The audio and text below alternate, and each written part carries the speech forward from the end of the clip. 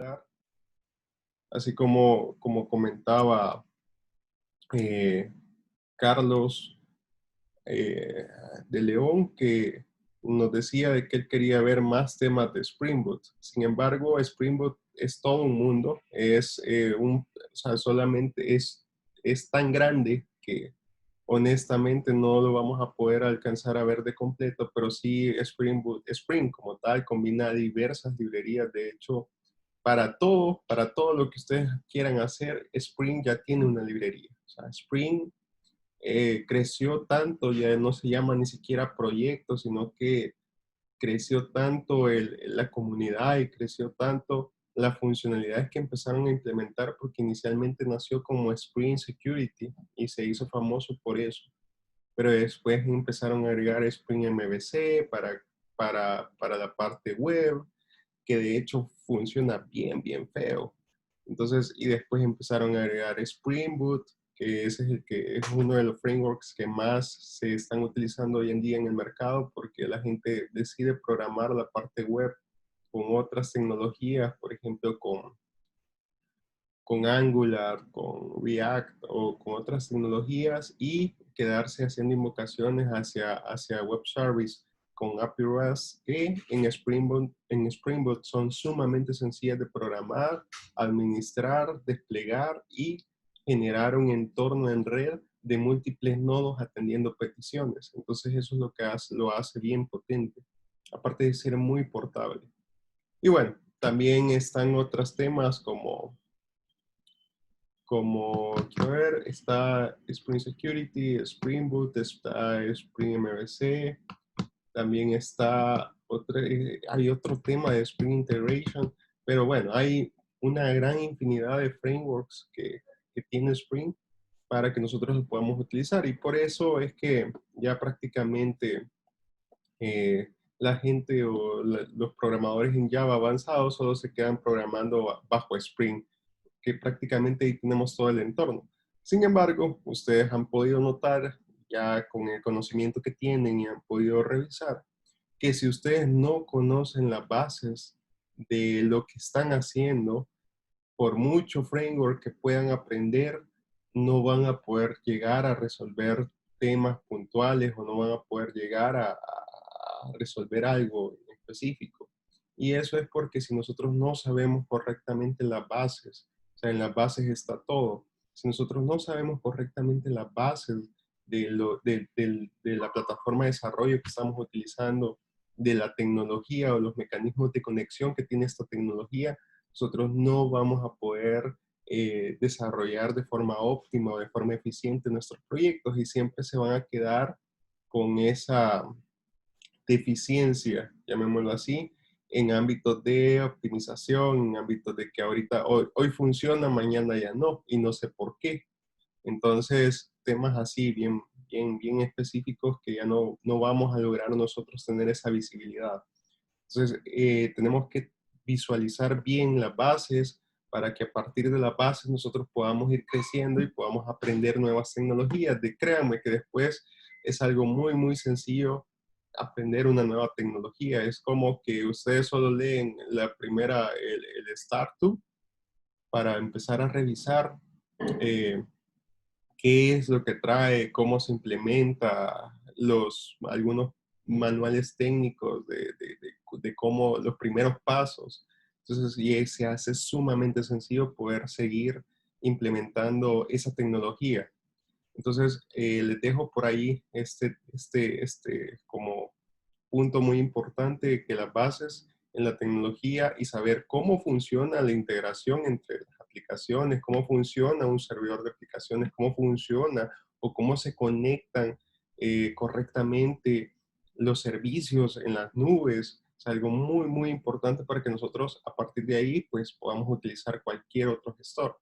De hecho, alguien por aquí me podría decir, mira, Luis, nunca vimos Oracle. Y en efecto, nunca lo vimos. Sin embargo, si ustedes empiezan a trabajar con PostgreSQL, créanme que llevarte a un Oracle es lo mismo. O sea, no hay cambios, no hay otra cosa más. MySQL es diferente por el hecho que no maneja esquemas. Ahí en MySQL nosotros no manejamos esquemas, entonces eso es lo que lo hace diferente al MySQL. Ahí se manejan bases de datos directamente o database. Sin embargo, en un Postgres tenemos nuestra base de datos y aparte de tener nuestra base de datos, sobre nuestra base de datos podemos trabajar en múltiples esquemas, que son como que si nosotros tuviéramos nuestros paquetes, ¿verdad? Con cada esquema tiene una lógica de negocio diferente, ¿verdad? Que nosotros queramos tener y se le llega directamente al esquema, la tabla, el esquema, esquema A, la tabla A, esquema B, la tabla A, esquema C, la tabla A. Entonces, y así podemos manejar o podemos distribuir la lógica de nuestra empresa en esos diferentes esquemas. Veamos. Carlos nos comenta aquí, sería bueno, Luis, que fuéramos haciendo una aplicación ya sea JSF o usando EJB, pero emulando una prueba que tuviéramos en una entrevista. No, definitivo, tranquilo, Carlos. Eso sí, va a ser al final. De hecho, faltan 2 actividades. Créanme que no se termina solamente con el llegamos hasta el final del contenido, sino que después del final del contenido se van a dejar 2 actividades. Una de esas actividades va a ser la creación de una aplicación en grupos. Va a haber un grupo que va a trabajar el frontend, va a haber otro grupo que va a trabajar el backend y con API REST. Y entre ambos grupos se van a tener que integrar. Entre ambos grupos van a tener que definir las mensajerías, van a tener que definir cómo los protocolos de comunicación y van a tener que definir otros mecanismos que así es como se trabaja ya en la vida laboral, que prácticamente nosotros tenemos que empezar a integrarnos con otros equipos, y nuestros otros equipos nos dicen, mira, yo te voy a exponer un web service o una API REST que va a llevar este JSON y te voy a enviar esta mensajería, entonces van a ustedes a dejar documentos de integración, que esos documentos de integración, ustedes van a decir, yo te voy a responder tú me tienes que enviar una petición de esta forma y yo te voy a responder de esta otra forma, ¿verdad? Y basados en esa petición y respuesta, ustedes van a crear las interfaces, solo interfaces de prueba, para que la otra persona empiece a comunicarse mientras el otro equipo ya está programando sus componentes, ¿verdad? Y van a exponerlos en la nube, o sea, ojo con esto, nunca, y eso sí voy a ser bien enfático, no se van a pasar el proyecto de, mira, este es mi código, aquí está, no, tienen que desplegar sus test en la nube para que el otro equipo consuma esa información que está en la nube cuando quieran hacer pruebas, ¿verdad? Nunca se van a pasar el proyecto, nunca, o sea, nada, ¿no? Siempre van a tener que ir buscando como la integración entre los equipos. Basado en eso, vamos a formar 4 equipos. 2 equipos se van a dedicar haciendo backend y otros 2 haciendo frontend. Y después vamos a hacer la viceversa. O sea, 2 se van a quedar haciendo backend, los 2 que hicieron frontend van a hacer backend y de igual forma, ¿verdad? Entonces vamos a programar por ahí 2 aplicaciones algo fuertes que vayan orientadas en ese sentido. Y una de las pruebas finales va a ser justamente los exámenes que yo les paso a las personas técnicas que están aplicando hacia un trabajo, ¿verdad? Son 2 exámenes que yo comúnmente les paso y de hecho también les voy a pasar un examen que es bueno, les voy a preguntar a BitLab si tienen un examen que el landing realiza para las personas en desarrollo netamente Java. Entonces, para que ustedes también puedan desarrollarlo, ¿verdad? Y que puedan ver que son exámenes muy similares. Y ese examen en particular se les va a enviar y van a tener van a tener justamente 18 horas para finalizarlo. O sea, a la hora que yo se los envíe, a partir de esa hora, como que si estuviéramos en una entrevista de trabajo, o sea, yo se los voy a enviar a una hora en particular y obviamente ustedes en la plataforma lo tienen que subir a otra hora. Si no lo suben a esa hora en específico, ya se les va a calificar de que no, o sea, no lo subieron y punto. Entonces no se preocupen que se faltan esas 2 actividades. Vamos a finalizar el contenido esta semana que viene, pero sin embargo nos vamos a quedar con las actividades abiertas. Listo. Bueno, continuemos con la clase. Veamos.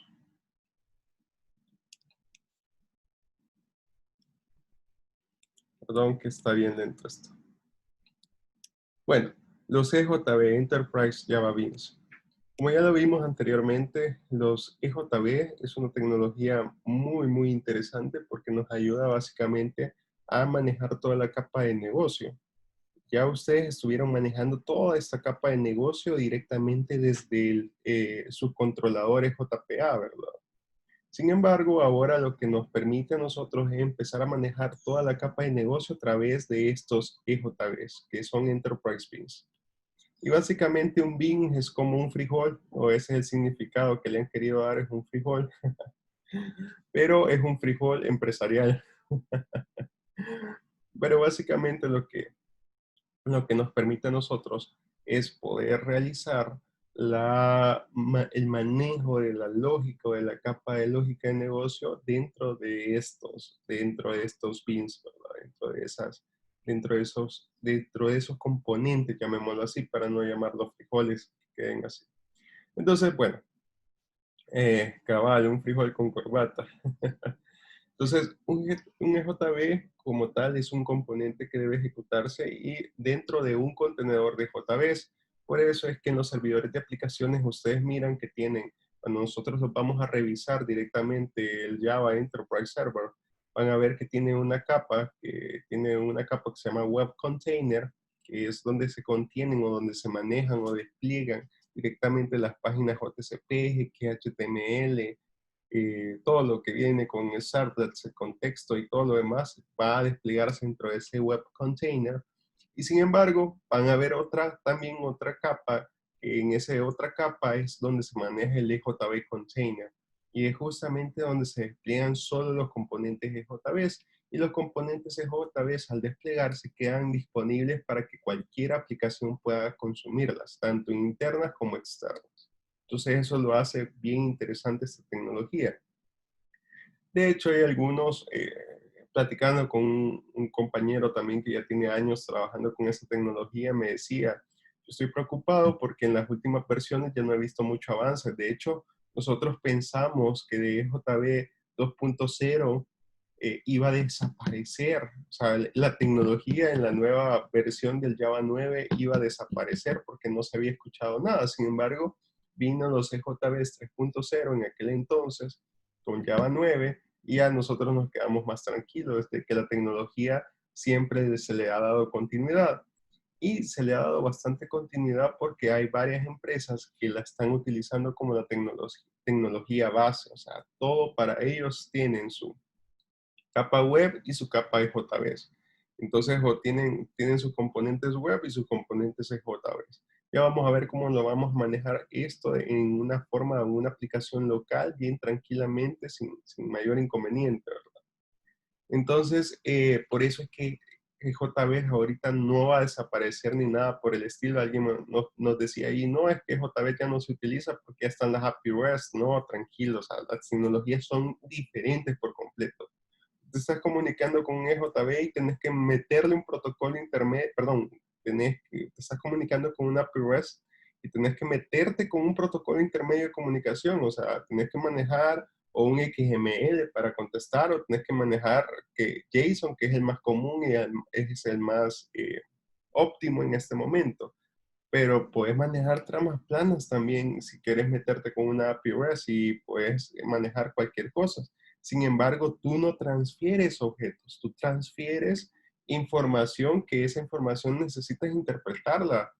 Necesitas a alguien que te diga cuál es la definición de ese objeto o de eso que te viene dentro de la API REST o de esa petición que le tienes que enviar. Sin embargo, los EJBs no, los EJBs trabajan a nivel de objeto. Entonces, al trabajar a nivel de objeto, tú envías un objeto y ellos te responden con un objeto. Entonces, todo se maneja puro objeto. Ya no tenés que hacer ninguna traducción en particular, ni manejar algún integrador para poder entender qué es lo que dice uno y enviarle la información al otro, sino que ya manejas directamente el objeto. Entonces eso es lo que se vuelve muy, muy interesante o muy bonito de esta tecnología, que vos ya trabajas con el objeto en sí. Sí, y ya trabajando el objeto en sí ya se te hace mucho más fácil manipularlo. Bueno, eh, sigamos, los EJB encajan en nuestra arquitectura, ¿verdad? Porque tienden a encapsular directamente la lógica de negocio, así que aquí es donde encontramos que se ejecuta directamente la mayor parte de la lógica principal, justamente porque la mayor parte, porque todavía hay programadores que programan muchas cosas dentro de las capas frontend, y eso no es algo malo. Sin embargo, tenemos que tener bien identificada nuestra lógica. La parte de la lógica de negocio debe de estar dentro de los EJBs o debe de estar dentro de la capa de negocio, y la lógica, obviamente, a modo de hacer nuestras interfaces o nuestras aplicaciones web lo más tontas posible. O sea, tienen que ser así, lo más tontas posible, para que la lógica del negocio no se esté almacenando dentro de estas JCPs, JCF, servlets, sino no se esté manejando ahí, sino que se maneje dentro de la capa de negocio. Y bueno, los CJB se ejecutan en un contenedor especial, ya lo vimos. ¿Por qué? Porque manejan una variedad de servicios como seguridad de hilos. Esto es muy importante. Imagínense, estos señores ya están programados, o ya nosotros cuando desplegamos ya están programados para estar manejando seguridad. O sea, nosotros no tenemos que desarrollar nada más para manejar la seguridad, sino que esos señores ya la manejan en sí. Y de hecho, todos los componentes EJBs son seguros a nivel de hilo, ya que con cada instancia del EJB que se ejecuta en un contexto de un hilo, este se vuelve único y nunca tendremos problemas de concurrencia. Mucho ojo con esto. Las instancias se agrupan y el acceso se limita. Entonces, eso es muy importante que lo entendamos, en el sentido de que la gran ventaja de usar esto es que no vamos a tener, de esta tecnología, es que no deberíamos de tener problemas de concurrencia. La concurrencia básicamente es algo que nos limita a muchos de los programadores al momento de que estamos haciendo APIs de integración, o estamos haciendo muchas aplicaciones que van expuestas a múltiples usuarios, porque varias de las tecnologías que manejamos no manejan concurrencia en el sentido de múltiple concurrencia, ¿verdad? Entonces, por ahí hay ciertas programaciones que hacen algunos programadores que nunca piensan en la concurrencia de sus servicios y los dejan, pero que, por ejemplo, que no puede ejecutarse un PL, o no se está, o sea, mientras se está ejecutando un PL, la petición queda encolada y ya no manejas concurrencia, ¿verdad? Entonces tenemos que ser muy cuidadosos con eso, entender justamente cómo podemos manejar, ir manejando la concurrencia y poder hacer que nuestros componentes haya un balance entre todos ellos. Bueno, continuemos. No sé por qué está tan lento esto, pero ya me va a saltar. Hasta ahí está. Otra cosa es muy importante de esto es que por la clase tecnología de EJBs, nosotros lo podemos monitorear, o sea, podemos poner un monitor directamente hacia el componente. Nosotros tenemos un EJB, o sea, cuando nosotros creamos un proyecto de EJBs, nosotros tenemos el EJB, y sin embargo, allí nosotros podemos tener múltiples EJBs o múltiples Enterprise Beans, que en este caso son cada Enterprise Bean. Entonces lo podemos monitorear directamente. Podemos monitorear, por ejemplo, el Enterprise Bean que se llame, por ejemplo, cliente Facade, y ese Enterprise Bean, y tenemos el otro Enterprise Bean que se llama Productos Facade.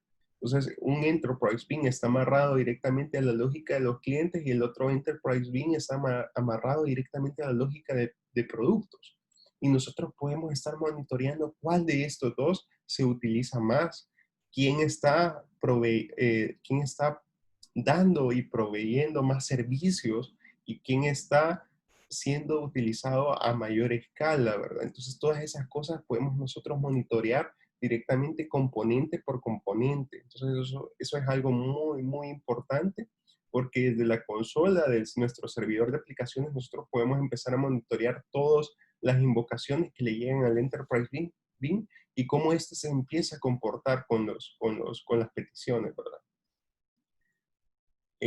Cosa que en una API REST no podríamos hacer, porque las API REST las monitoreamos solamente a nivel de la JVM, ¿verdad? En cambio, los Enterprise Beam, nosotros podemos poner un monitor directamente a cada uno de ellos. Regálenme un segundo, un segundito.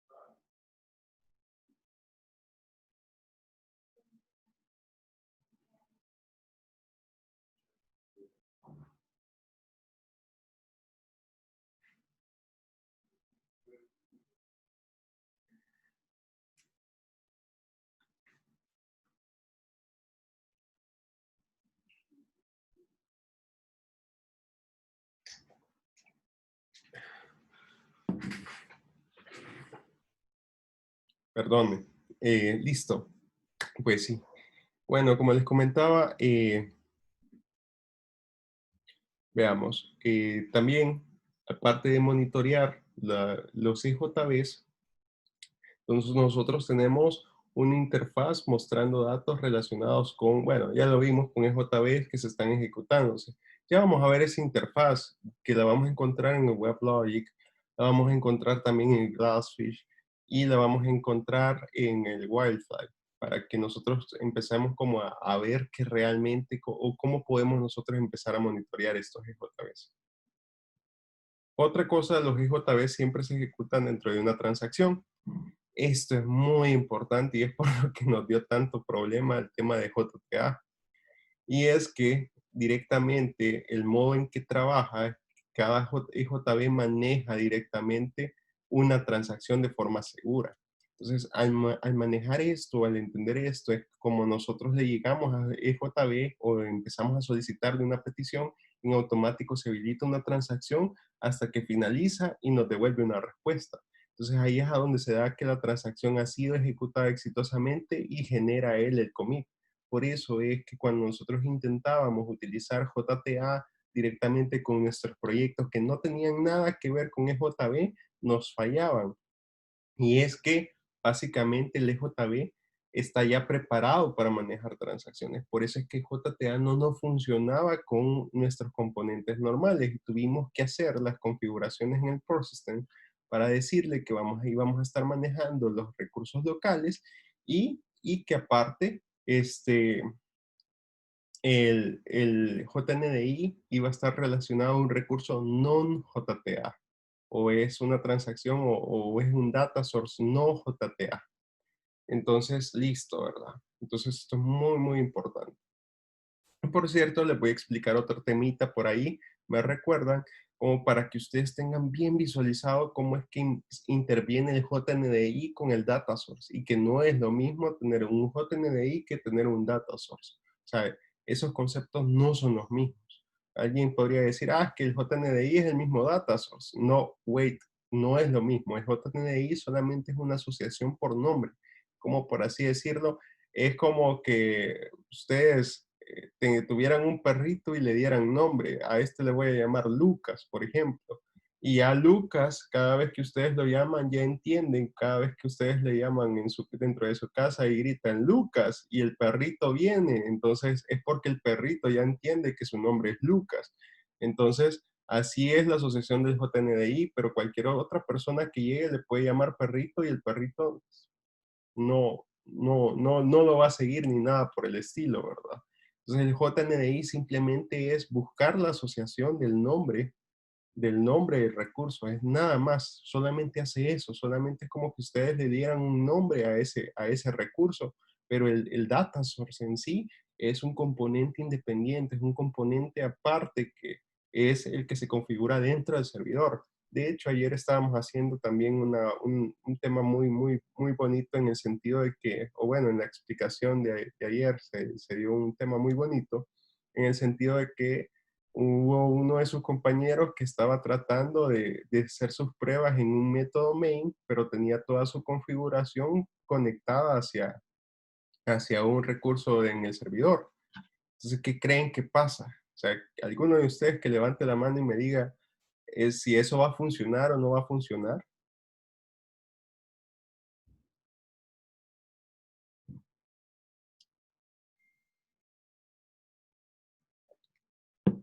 Ninguno. Vamos, chicos, necesito que sean más participativos.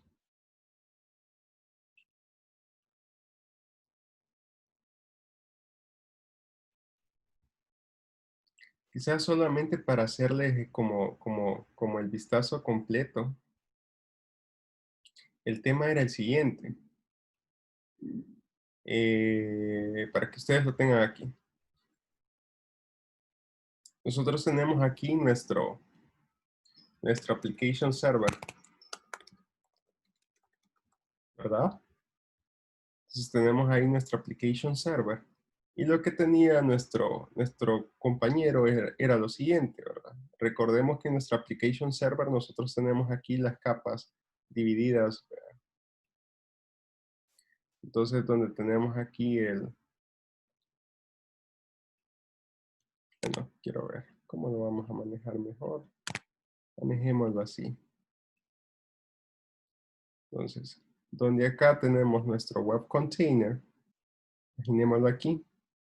Entonces, acá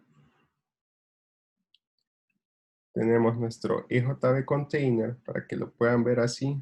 Aquí tenemos nuestro EJB container. ¿Ok? Y lo que vamos a manejar acá, y acá tenemos toda nuestra capa de servicios. Uy, perdón. Colorcito. Y acá tenemos toda nuestra capa de servicios. Entonces aquí podemos nosotros decir esto. De hecho, aquí vamos a ponerle web container.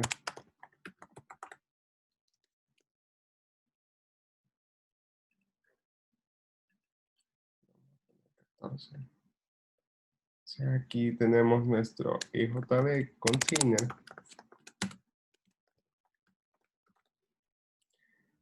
Aunque estos, la forma en cómo los quiero manejar, posiblemente los ponga así.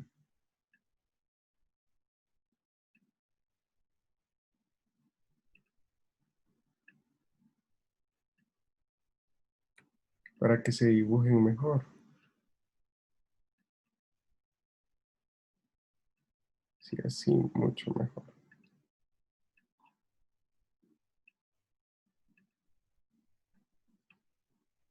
Sí, sí. Entonces tenemos nuestro application server, nuestro servidor de aplicaciones. Y tenemos nuestro web container, nuestro EJB container y obviamente los recursos del servidor.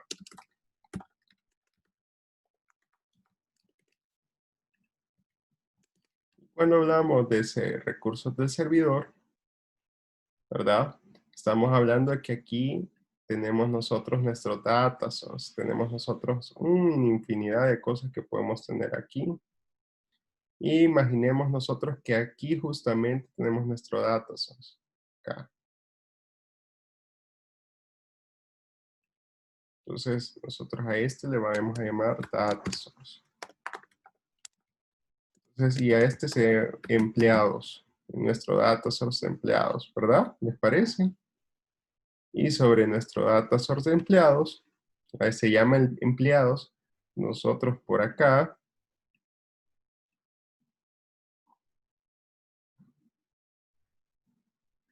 es donde ya tenemos una pequeña capa aquí, donde de este señor le decimos que este es una JNDI que se llama JDBC empleados.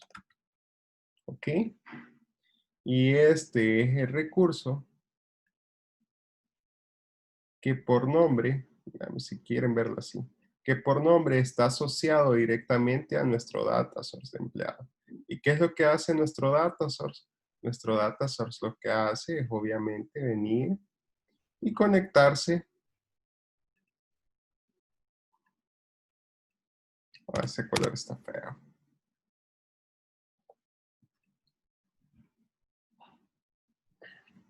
Y conectarse acá a una robusta y poderosa base de datos, ¿verdad?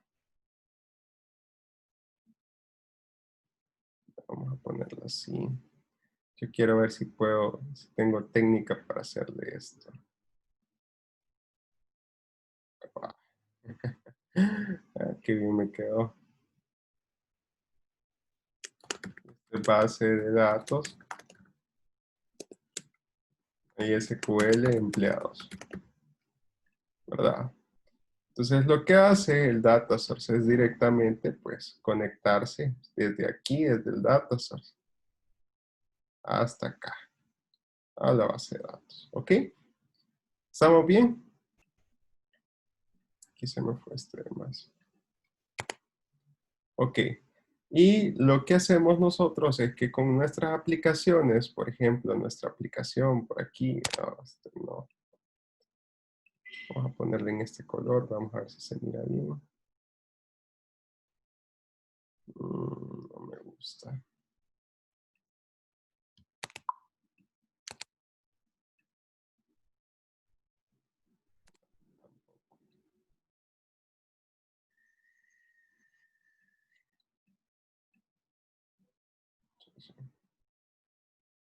Lo que hacemos es que aquí, con nuestra aplicación, ¿verdad?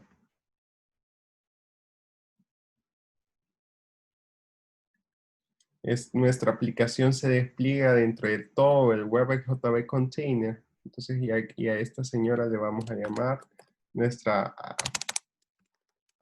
web empleados o RRHH o web RRHH, llamemos, más sencillo. Y esta web RRHH lo que actualmente tiene es que nosotros tenemos por ahí un par de páginas, acá, paginitas, que son las JCF, ¿verdad? Si quieren para visualizarlo bien, bien bonito. Entonces nosotros acá tenemos una división. Entonces, donde aquí manejamos nuestras páginas JCFs,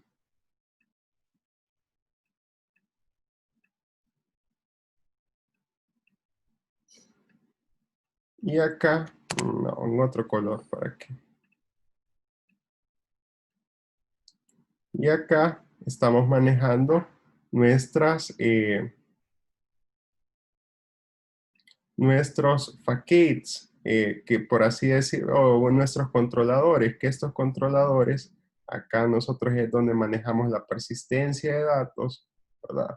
Nuestros controladores, ahí tenemos nuestro modelo y todo lo demás, y desde esas configuraciones de nuestro persistence, es que nosotros venimos y accedemos al recurso JNDI que tiene nuestro servidor, ¿verdad? Tiene nuestro servidor. Ups. Ok, a partir de ahí. ¿Y qué es lo que hacemos una vez ese recurso nos regresa información? Pues nosotros simplemente la dibujamos en nuestras páginas JCF, que estarían acá, ¿verdad? Para que desde estas páginas JCF, esta me quedó mal.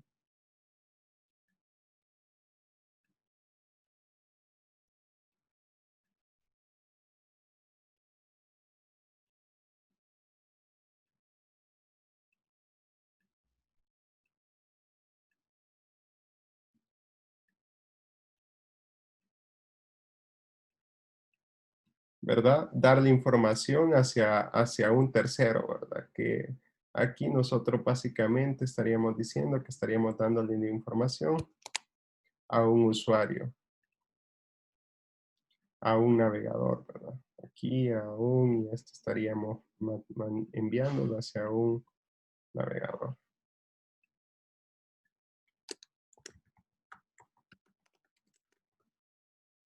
¿Ok? Este es el navegador web. Entonces, y este solamente llega hasta acá, hasta la este no se entiende con nada de nuestros controladores, pero esta es nuestra aplicación. El contexto, la raíz de contexto, el contexto, es nuestra aplicación.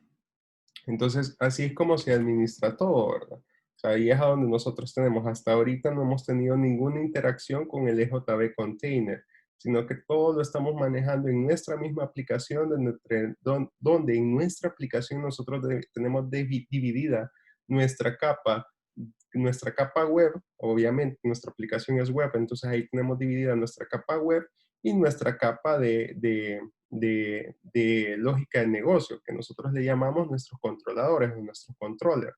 Y son nuestros controladores junto con el modelo de nuestras entidades que tenemos una configuración amarrada hacia el Processing XML que tiene el acceso a consumir un JNDI y ese JNDI tiene asociado el data source de empleados, que el data source de empleados acceden a la base de datos de MySQL para obtener la información, persistirla, manejarla, obtener datos, etcétera, etcétera, etcétera. Entonces, así es como funcionamos actualmente. Entonces, ¿qué es lo que estaba haciendo su compañero? Su compañero, él quería venir con este señor apagado o encendido, lo que sea, y quería levantar de otra JVM acá, o sea, porque cada vez que nosotros utilizamos nuestro método main, se recuerdan, eso levanta una Java Virtual Machine independiente para correr nuestros mecanismos y desde aquí, desde esta JVM que le vamos a llamar main, él quería pues correr obviamente la lógica de negocio que tenía dentro de sus, pongámoslo así,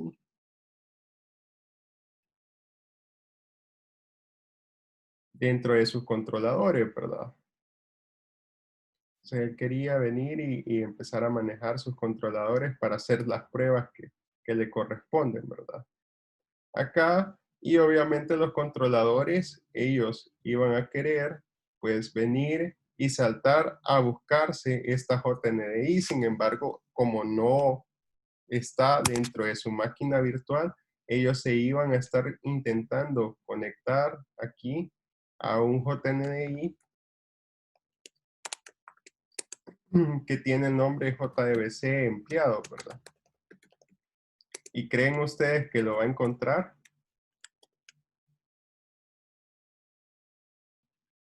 dentro de esta virtual machine con el método main?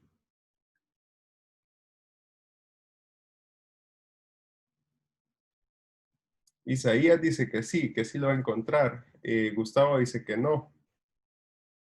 Carlos Godoy dice que no, obviamente es que no. ¿Y por qué no? Porque obviamente son máquinas virtuales diferentes. El application server, obviamente, recordemos que el application server es una JVM independiente, o sea, un proceso independiente que está corriendo dentro del servidor y entre JVMs, la configuración del JNDI y el data source es lo que nos permite a nosotros pues manejar todo dentro de la misma JVM. Nosotros no podemos saltar y venir y tratar de buscar un recurso en otra digamos, un recurso de servidor en otra JVM. Esto no lo podemos hacer, sino que él internamente va a ir a buscar si dentro de la máquina virtual de Java existe alguna JNDI con el nombre JDBC empleados.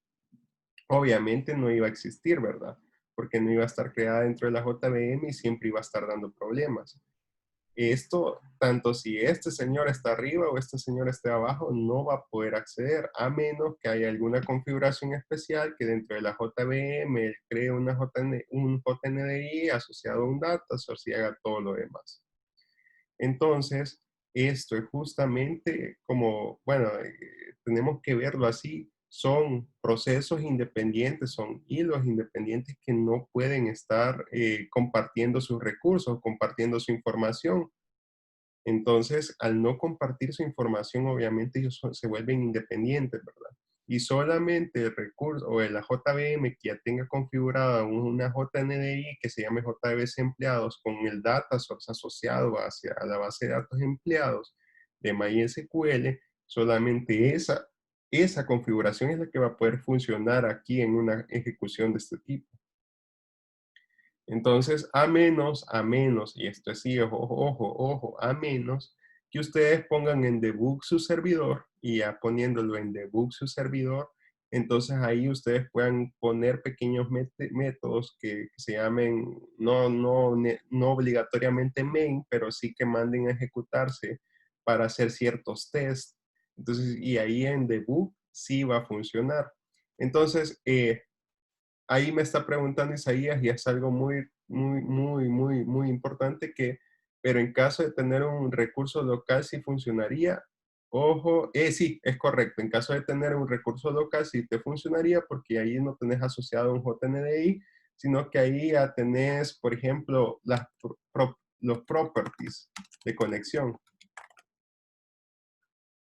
¿verdad?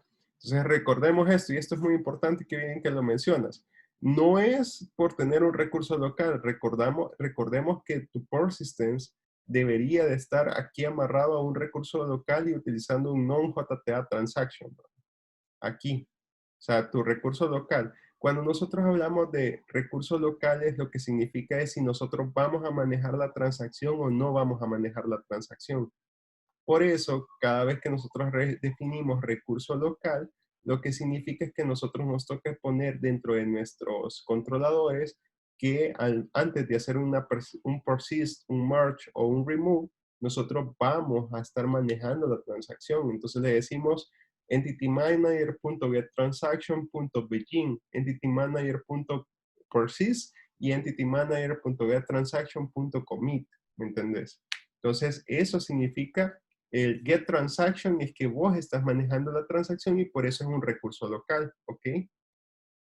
La diferencia está entre manejar un recurso local con una conexión non JTA, que significa que te vas a conectar a un JNDI de un data source, o manejar la conexión con propiedades de conexión. ¿Se entiende? Entonces, si tú manejas la conexión con propiedades de conexión, eso te va a funcionar en cualquier JVM, ¿verdad? Porque el proyecto internamente tiene sus propiedades de conexión y es desde ahí, desde el proyecto, desde sus propiedades de conexión, que él se va a conectar directamente a la base de datos. ¿Ok? Pero si en tu proyecto tenés no propiedades de conexión, sino que tenés un non-JTA data source, o sea, una conexión que va a ir a solicitar a un JNDI que le devuelva un recurso data source que está asociado en el servidor, o sea, en la JVM de ese servidor. Entonces, es ahí donde te vas aquí, donde él va a solicitar y va a tratar de buscar ese recurso en el servidor o ese recurso en la JVM del servidor. Sí, cuando lo encuentre ese recurso es que él mira que ese recurso existe y que está asociado hacia un componente data source y es ahí donde ya toma la información de ese recurso y la va a buscar. Otra cosa bien importante, pero bueno, antes de continuar, se entendió estas configuraciones que cuando manejamos un recurso local, lo único que nos indica es que nosotros vamos a estar manejando las transacciones y por eso es que nosotros obligatoriamente tenemos que estar haciendo el getTransaction.begin, getTransaction.commit. ¿Ok? Y que nosotros tenemos dos formas de conectarnos. Uno, por propiedades de conexión o por un recurso non-JTA. Y si quieren, pongámoslo aquí.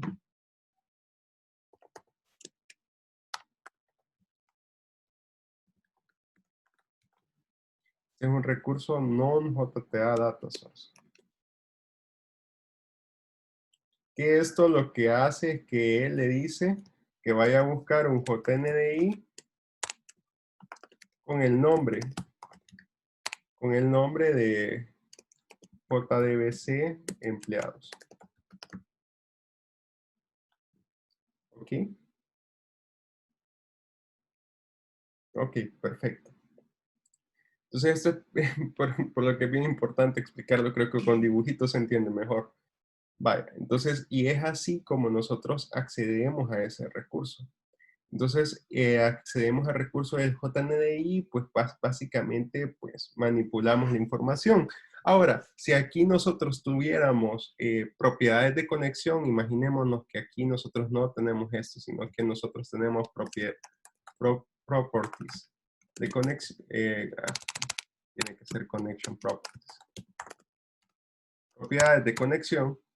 Entonces, ¿qué es lo que haría? Pues esto simplemente lo que haría es que se saltaría, que no buscaría nada dentro de los recursos del servidor, sino que se saltaría ahí un solo a la base de datos por medio de por medio de las propiedades de conexión que ya tienen bebidas, ¿ok? Si nosotros lo corremos en nuestra aplicación web con propiedades de conexión, eso lo que hace es que él no busca nada dentro del servidor de aplicaciones, sino que en automático salta hacia la base de datos. ¿Ok? Entonces esto nunca lo ejecutaría, sino que de aquí él en adelante salta hacia la base de datos. Y por eso es que fácilmente nos funciona en cualquier mecanismo, si lo tenemos en un main o si lo tenemos en un servidor de aplicaciones con propiedades de conexión. Obviamente que si ya tenemos un JNDI configurado, entonces ya ahí ya esto se vuelve mejor, ¿verdad? En el sentido de que ya nosotros no dependemos de qué base de datos nos conectemos, sino que en automático solo debemos de tomar el recurso data source que estamos adquiriendo del servidor. Ahora, ojo con esto, y esto, ya que ya se entendió esta parte, que honestamente es bien bonita, ahora entendamos por qué utilizar un data source. Porque alguien me podría decir, Luis, pero en ese sentido me gusta más manejar las propiedades de conexión, porque así yo no tengo por qué venir y configurar un data source y que hacer tanta vuelta. De hecho, algunos de sus compañeros me han dicho, no, manejalo con solo que te funcione con propiedades de conexión y ahí lo tenés. Y yo les pregunto, ¿de qué forma creen ustedes que es más seguro? ¿Manejar propiedades de conexión o manejar un data source dentro del servidor? Veamos. Justamente, Carlos, es manejando un data source. Esa forma es la más segura. ¿Por qué? Porque así nosotros no utilizamos propiedades de conexión en nuestra aplicación. Se imaginan ustedes, y de hecho pasó en Scotiabank, en el área regional de Scotiabank para América Latina, un proveedor subió a un repositorio de Git todo su código fuente con propiedades de conexión hacia los ambientes de desarrollo, QA y producción. ¿Se imaginan eso? O sea, Scotia, ojo con esto, Scotia en Latinoamérica. Da un proveedor que les trabajó a ellos, subió en un repositorio de Git público el código fuente con las propiedades de conexión a los servicios de desarrollo, QA y producción de esta empresa. Entonces, ¿se imaginan el riesgo reputacional de saber que cualquier persona podría llegar a testear los servicios de ellos, de transferencias entre cuentas y otros servicios con propiedades de conexión válidas en ambientes productivos y empezar a testear las diferentes cuentas que ustedes tienen? Entonces, eso es algo crítico, pero crítico, crítico. Así que mucho cuidado con esto. De hecho, recuerdo que en uno de las empresas bancarias donde estaba, una vez un proveedor hizo una evaluación de seguridad y dentro de la evaluación de seguridad salió de que una de las personas outsourcing había copiado y pegado un fragmento del código fuente. De hecho, creo que sí. Bueno, ya lo voy a buscar. Un fragmento del código fuente de... bueno, tenía un fragmento del código fuente que habían ido a, a postear en Stack Overflow. De hecho, yo estaría casi seguro que todavía está ahí. Si ustedes buscan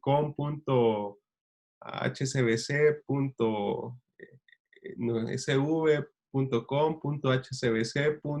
Y algo. Ahí debería de estar, o la vivienda y algo, ahí debería de estar ese paquete con ese fragmento de los imports del código que se estaban utilizando. Y el outsourcing lo que hizo fue, me está dando este error, voy a ir a buscar en internet qué es lo que logro. Y el tipo, bien campante, lo que hizo fue copiar el código, toda la clase, y dijo en Stack Overflow, miren señores, tengo este problema, ¡plá! Pegó el fragmento de código, ¿quién me ayuda a resolverlo? Me da este error, ¡plá! Y puso el error, ¿verdad? Y ya, ¡pum!, envió, sin darse cuenta que obviamente estaba posteando código, o sea, código, al final era código de imports que identificaban a la empresa donde él estaba haciendo el trabajo, ¿verdad? Bueno, de hecho ahí Isaías puso ya la parte de...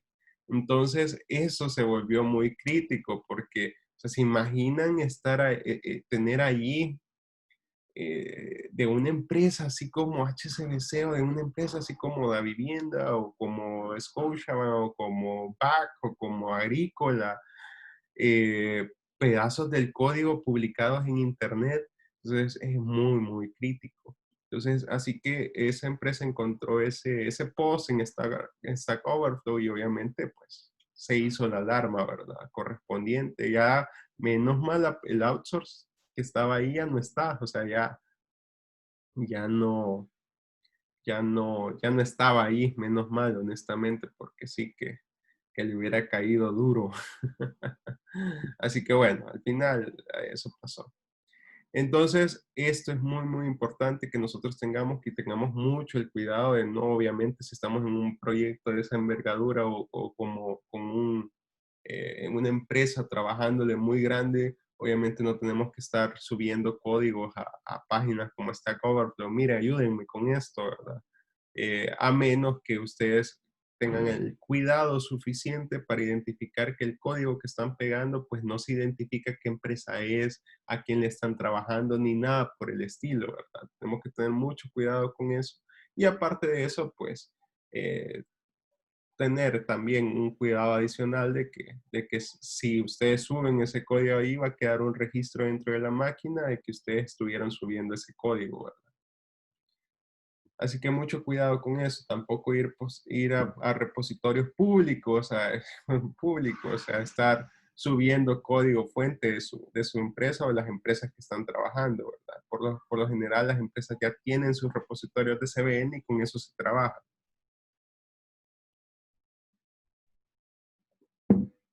Bueno, listo. Como les decía, ya que nosotros empezamos a ver o entendemos esta parte de cómo funciona los recursos no JTA y cómo se gestiona, que el JNDI es solamente el nombre del recurso y es el recurso, o sea, el recurso data source, el que se conecta correctamente a la base de datos. Obviamente en la mayor parte de los servidores de aplicaciones se simplifica esto para que ustedes no tengan que crear primero el data source y después el recurso JNDI. Solo en Glassfish, que así, ahí sí lo hacen así. Primero crean el data source y después crean el recurso JNDI. Pero en la mayor parte de los servidores en automático ya vienen. ya vienen juntos, ¿verdad? O sea, ya nosotros nos dicen, mira qué nombre le vas a dar y qué nombre de JNDI le puedes dar a este recurso. Y es al JNDI que nosotros le llegamos. Ahora bien, como les decía, esto al no ser JTA, pues por eso nosotros especificamos que es un recurso no JTA. Y la seguridad que se maneja manejándolo de esta forma es mejor. ¿Por qué? Porque obviamente nosotros configuramos el data source. Con el data source, así nuestra aplicación no nos importa, así no nos importa para nada al tener un data source. No nos importa para nada saber si esta base de datos es un MySQL, si esa base de datos es un Oracle, si esa base de datos es un SQL Server. Uy,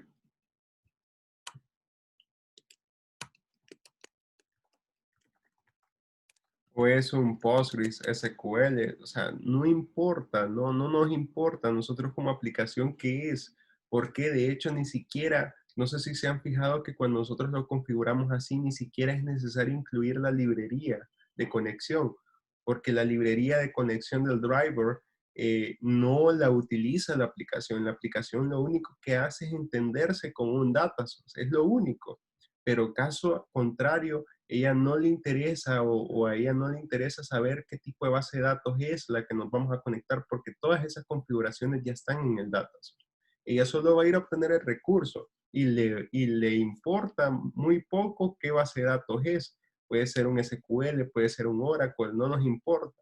Ahora, lo que sí es importante para nosotros es que en las librerías, recordemos que al ser una JVM, un Application Server, debe tener un directorio que se llame libs o un directorio asociado donde es el libs. En ese directorio libs, nosotros en el servidor tengamos el driver de conexión, por ejemplo, MySQL-driver .yar, que allí, que dentro de las librerías del servidor, allí sí tengamos el driver de conexión, porque si dentro de las librerías de conexión, perdón, aquí me faltó, honestamente, aquí debería de ser server home, por ejemplo, y en ese directorio de libs, que ahí sí tengamos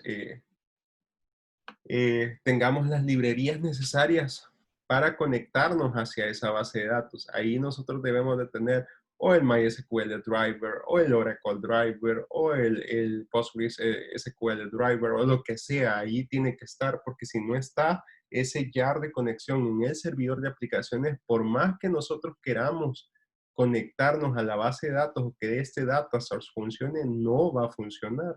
Así, no va a funcionar si no tenemos la librería asociada. Luis, mira, pero ¿y a dónde? Eso no nos has explicado, ¿y a dónde debe de estar ese directorio de libs?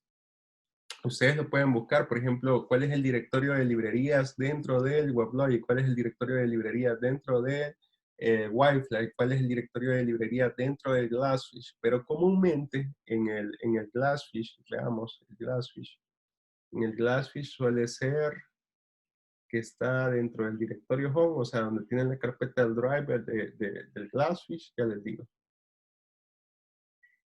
Java, servidor de aplicaciones. En Glassfish 4, dentro del directorio Glassfish, tienen, justo en Glassfish, digamos, está su directorio principal y en directorio principal ustedes van a ver Bing, Glassfish, JavaDB y MQ. Entonces, vamos al directorio de Glassfish y ahí van a ver un directorio que se llama lib. Allí es a donde él maneja todas las librerías con las que él levanta. O sea, esas librerías son las que él utiliza para levantar. Y si se fijan, ahí tienen librerías clientes, librerías de Asadmin, como librerías como administrador, se podría decir. Tienen un Java EE-Jar, que es la librería principal de todo el despliegue. Y bueno, y tiene en donde dice DTDS, que son, ahí es como la nomenclatura de Data Source. Eso, Disculpe, Luis, perdón, no podemos ver. No, yo sé que no pueden ver. Lo que pasa es Ah, que ok. si yo comparto ahorita, se me va a borrar este diagrama bien bonito que me ha quedado. Y no lo quiero borrar, lo siento. Déjame ver. Quiero ver si lo puedo guardar. Dice que él lo guardó, Showing Finder. ¿Y dónde lo guardó? ¿Dónde lo he guardado? Solo quiero verificar que si yo lo guardo, que me lo guarde en algún lugar. Quiero ver, ahí estamos, 8. Ah, listo, ya vi dónde lo guarda. Ah, pues espero yo recuperarlo porque veo que lo guarda como PNG. Mm,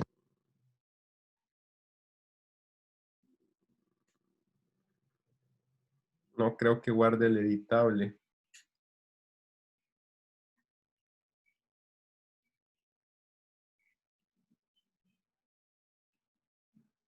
Sí, y veamos si acá puedo hacer. Es que estoy seguro que se nos va a perder, pero bueno, tienen razón, veamos si lo podemos, porque yo creo que con esta explicación, quizás solo voy a terminar de dar la explicación y listo. Pero por ahí Isaías puso una captura y de hecho la idea es que ustedes puedan verlo también en el sentido de que, vale, listo, listo, listo. No, pero quería parte de eso. Bueno, les voy a compartir pantalla y si no, pues ya vamos a ver cómo se lo dibujo mejor. Vaya, entonces les decía de que lo que hacemos, quiero ver,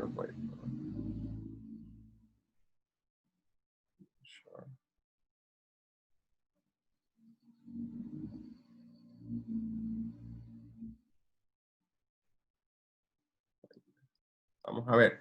Entonces lo que les decía es que, por ejemplo, aquí está el directorio de Glassfish, y en el directorio de Glassfish, si se fijan, aquí están donde tengo mi servidor de aplicaciones Glassfish, y aquí está Glassfish, y aquí a partir de aquí está este directorio de libs, y aquí están los DPS, que son los data source que él utiliza, algunas configuraciones especiales. Y bueno, y ahí nosotros podemos ir poniendo nuestras, nuestras librerías, podemos crear por ahí o pegarla aquí mismo nuestras librerías, que son las con las que él va a auxiliarse para conectarse, para conectarse hacia la base de datos que nosotros necesitemos, ¿ok? ¿Dónde están esas mismas librerías en el WebLogic? En Oracle WebLogic WSL1213, ¿verdad? Entonces, y aquí está el path principal en User Projects, Domains, los dominios, ¿verdad? El dominio base y a partir de aquí tenemos el lib. Entonces aquí de hecho aquí está una librería del OJDBC que es la 7, que es la versión 7 de la librería. Está compilada con Java 7 prácticamente y ese es el jar, uno de los jar que estamos utilizando para conectarnos al Oracle. Entonces, si se fijan, esta parte se vuelve fundamental prácticamente para que nosotros tengamos ahí, ¿verdad? Bueno, hoy sí lo hizo, hoy sí me regresó. Entonces, y es así como obviamente nosotros, ya se fijaron, tenemos que tener ese directorio de las librerías, ¿verdad? O sea, debemos de tener esas librerías asociadas al servidor para que funcione nuestra conexión. Caso contrario, no nos va a funcionar. O sea, si no tenemos la librería con la que estemos utilizando, no nos va a funcionar. ¿Ok?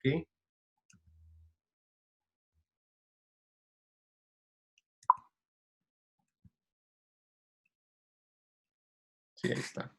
No nos va a funcionar. Vaya, listo. Entonces, que se entiende esto, es muy importante que se entienda cómo está la configuración del servidor y que nosotros podemos seguir agregando librerías en ese servidor de aplicaciones. Recordemos que este es una JVM independiente y obviamente por ser una JVM independiente, él necesita sus librerías para iniciar y que todo su contexto basado en los recursos que nosotros estemos configurando, obviamente, pues se tengan las librerías necesarias para conectarse con las bases de datos. ¿Ok? ¿Se entiende?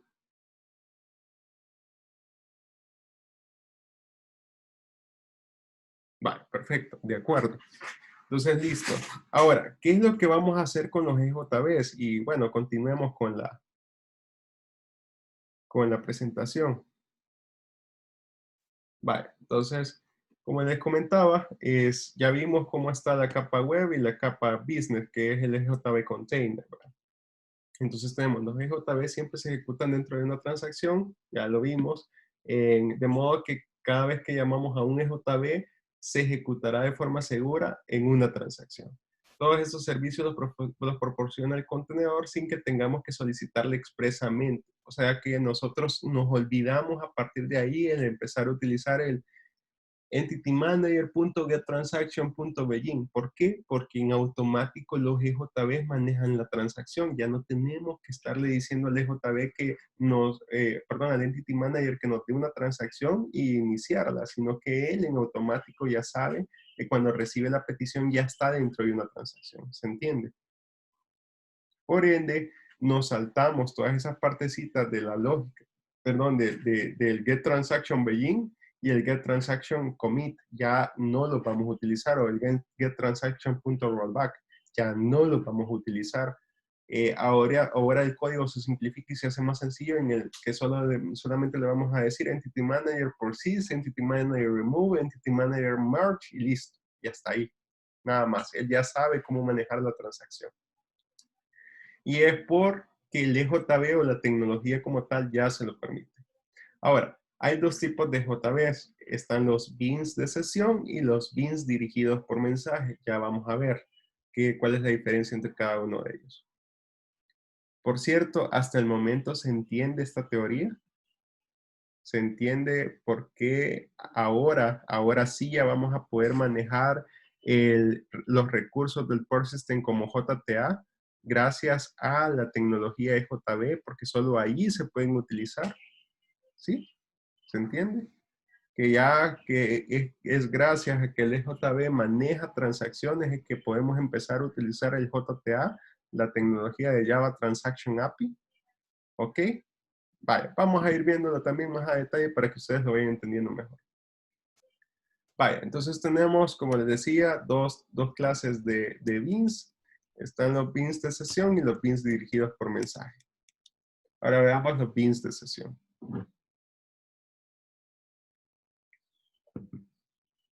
Bueno, los beans de sesión implementan la lógica de negocio. Esto ya está más que claro, ¿verdad? Donde estos podrán ser con estado stateful o sin estado stateless. O singletons, ¿verdad? En su defecto. Entonces nosotros podemos estar definiendo eso con las anotaciones siguientes. Nosotros podemos poner un stateful, @stateless o @singleton, ¿ok? Para decirle de qué tipo de sesión es la que va a estar manejando. ¿Cuál es la diferencia entre ellas? Ya lo vamos a ver. Vale. Entonces, pero ¿cómo funciona un bin de sesión? Funciona como una extensión del cliente en el sentido que mantiene datos relacionados con el cliente que son únicos y diferentes eh, únicos y diferentes datos del estado del cliente. Lo que significa es que con esto empezamos a manejar transacciones. Cada vez que nosotros solicitamos una información al EJB, él empieza a manejar una sesión y en esa sesión él se mantiene persistente. O sea, que en esa sesión, así como nosotros iniciamos sesión en un sistema y se mantiene la sesión o los datos que nosotros empezamos a manejar durante toda esa sesión, así es el uso del EJB. Cada vez que nosotros le solicitamos datos al EJB, con esa sesión, él se mantiene persistente, ya sea manipulando información, persistiéndola o obteniendo información del servidor. Y ya vamos a irlo viendo más a detalle. Entonces, básicamente crea una relación uno a uno entre el cliente, o sea, entre la parte web y el propio BIM. Así pues, si hay 100 conexiones cliente, habrá 100 instancias del BIM en stateful en memoria. Esto es muy importante porque ahora aquí sí nos dice que por cada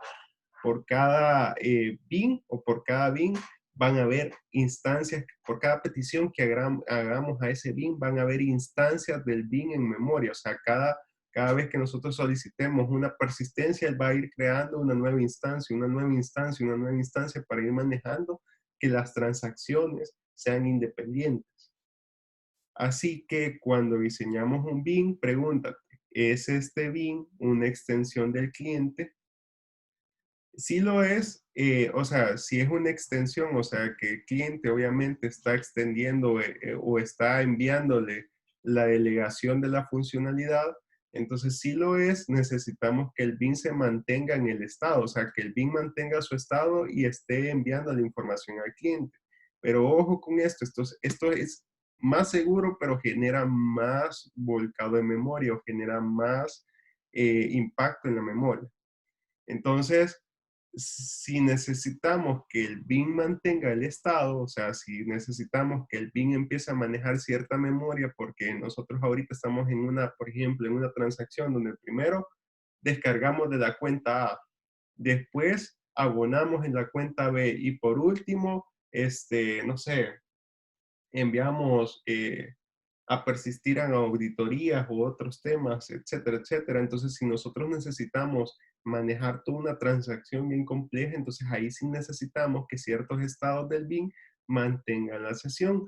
Y al mantener la sesión, eso significa que nosotros sí vamos a necesitar generar un estado full, o sea, un estado completo, un stateful, donde en ese stateful, pues que el BIN mantenga la sesión durante todo ese tiempo y que de cualquier forma, si nosotros necesitáramos saber en cualquier momento cuál es la cuenta o cuál es esto o cuál es el monto de la transacción o lo que sea, no lo tengamos que nosotros ir a obtener desde el frontend, sino que en automático ya la lógica de negocio que el BIM tiene ya le permita manejar esos estados en memoria y que nosotros los podamos tomar en automático y enviar o manipularlo, ¿verdad? Es como que si nosotros tuviéramos como un pequeño mecanismo en memoria o ese bin manejándolo en memoria y que ya todos los datos los tengamos persistidos en esa memoria caché y que los podamos tomar fácilmente desde ahí, sin que nadie más nos tenga que enviar esa información.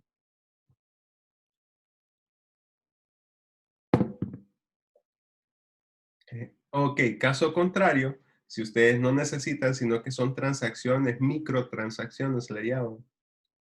Son microtransacciones en las que ustedes tienen ya los mecanismos y que ustedes van a estar enviando a ese BIN cada vez que ustedes requieran una transacción, todo el detalle del cliente, la cuenta, los números de cuenta, el monto y todo lo demás, y que por cada de esas microtransacciones ustedes van a estar enviando toda esa información, entonces ahí utilizan un stateless, porque obviamente al ser microtransacciones son pequeñas transacciones que solo se ejecutan durante el método, o sea, durante la interacción del método, solo hasta ahí se van a estar utilizando y después la información se destruye la ejecución del bin y listo, y hasta ahí finalizó.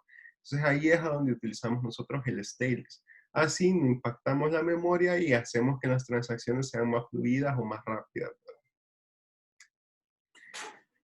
Y si queremos reutilizar objetos, o sea, tener un único objeto para todas las cosas que se van a utilizar, entonces, como por ejemplo, un banco o la información de un banco o la información de catálogos o lo que sea que nosotros queramos tener ahí, entonces vamos a manejar un singleton, ¿verdad?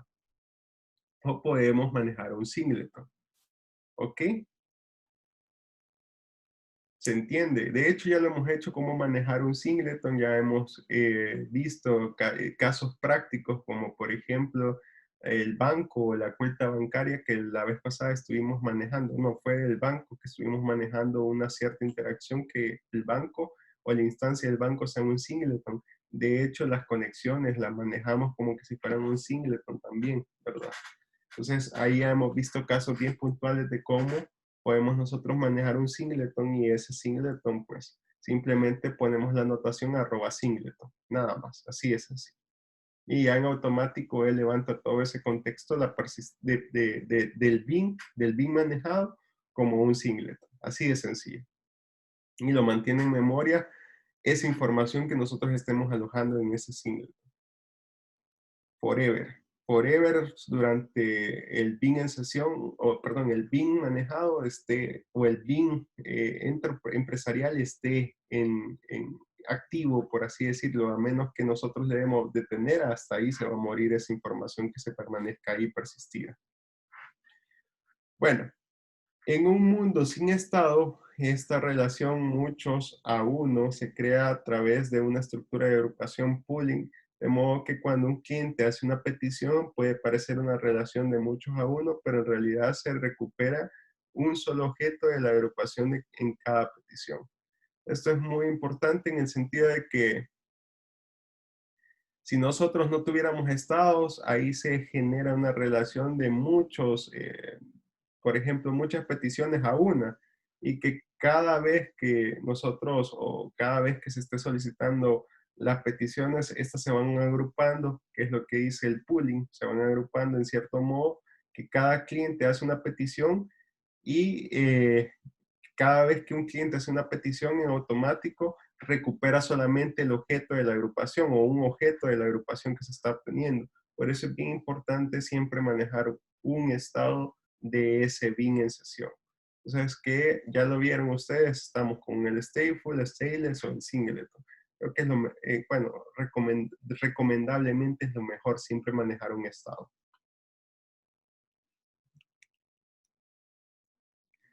Continuemos. No sé si hasta acá se ha entendido todo este tema de cuáles son los estados que puede manejar un bin en sesión.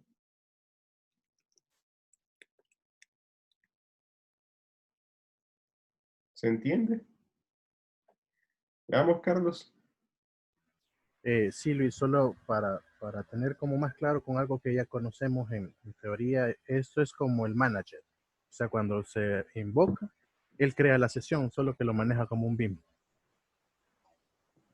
Justamente, muy similar a un management. Que cuando tú lo invocas, él, basado en el scope que tú tienes, tú le puedes decir que sea un scope completo de transacción stateful, donde si le dices que va a ser stateful, entonces tú lo puedes mandar a utilizar durante esa sesión o puedes mandar a guardar valores durante esa sesión y él te va a mantener esos valores para poderlos recuperar. Pero si le dices que es un stateless, entonces solamente durante la invocación de un método, solamente ahí es a donde él va a crearse y después se va a destruir, que es como dentro del management como muy similar al request.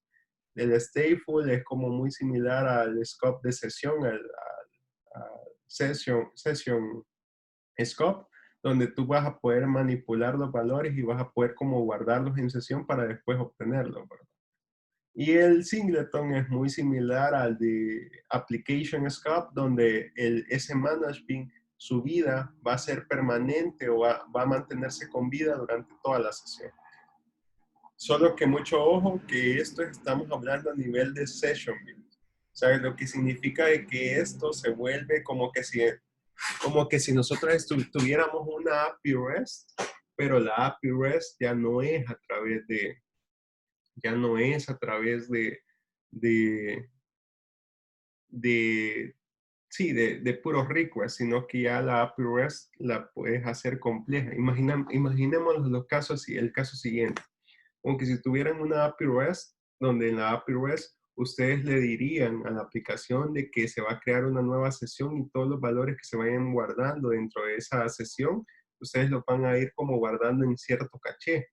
Pero si no quieren que la API REST maneje sesiones, entonces ustedes solo exponen los endpoints para que solo pueda hacer cosas bien particulares, como por ejemplo guardar datos y hasta ahí, actualizar datos y hasta ahí. Entonces, pero le tengan que estar enviando siempre toda la información. Entonces, sería una conceptualización muy similar a lo que tenemos nosotros aquí. Solo que aquí la ventaja es que el manejar sesiones dentro de los bins es algo muy poderoso y muy fácil de poder manipular la información más óptimamente. Pero hay que saber manejarlas o hay que saber bien cómo utilizar estos estados. No sé si me doy a explicar, Carlos. Sí, sí, Luis. Quizás Gracias. cuando ya lo veamos en la práctica, ustedes le van a encontrar más el sabor.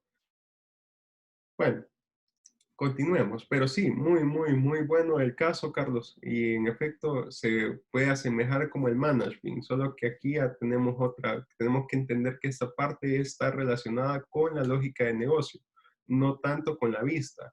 En el management se maneja solo para las vistas y este es para la lógica de negocio, ¿verdad? Son como nuestros controllers JPA, nuestros controladores, ¿verdad? Bueno, continuemos.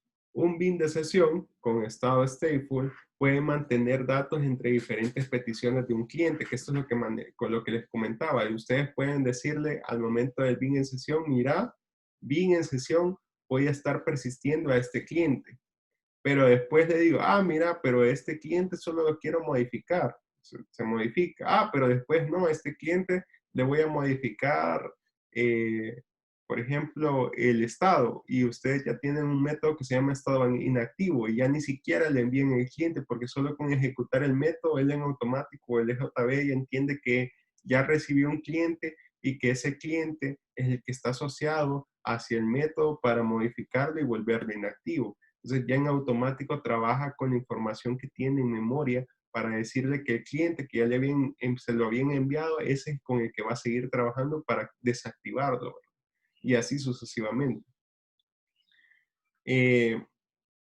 Bueno, puede mantener datos entre las diferentes peticiones de un cliente, pero no ocurre así en un bin sin estado stateless, que ese ya con un bin sin estado stateless solo ejecutamos el método en específico, con que en ese caso nosotros tenemos que enviarle toda la información, o sea que si vamos a inactivar un cliente tenemos que enviarle por parámetro qué cliente es el que vamos a inactivar para que lo realice correctamente. Y aquí empieza, se recomienda el uso del stateful cuando se cumplen las siguientes situaciones. El estado del bin representa la interacción entre el bin y el cliente en específico. O sea, si nosotros vamos a seguir trabajando con ese mismo cliente, ese mismo producto, ese mismo, no sé, empleado, pues maneja tu bin en sesión. Caso contrario, si quieres transacciones individuales independientes o como se le llaman micro servicios o microtransacciones, entonces utiliza el stateless, ¿verdad? El bin necesita mantener información acerca del cliente a lo largo de varias invocaciones entre métodos. Entonces ahí solo vamos a utilizar el stateful porque necesitamos mantener la información acerca del cliente a lo largo de varias invocaciones que pueden hacerlo. El bin es mediador entre el cliente y los componentes de aplicación, representando una vista simplificada para el cliente. Esto es muy importante y esto es algo bien bonito, que algunas aplicaciones de JCF ya en automático integran todo, pero ya lo vamos a ver más adelante, que prácticamente el mismo bin se vuelve algo más por ahí y nos simplifica aún más el trabajo. O sea que dentro del management nosotros le podemos decir que va a ser un EJB, pero no es tan recomendable. También hay que tener en cuenta ciertas consideraciones.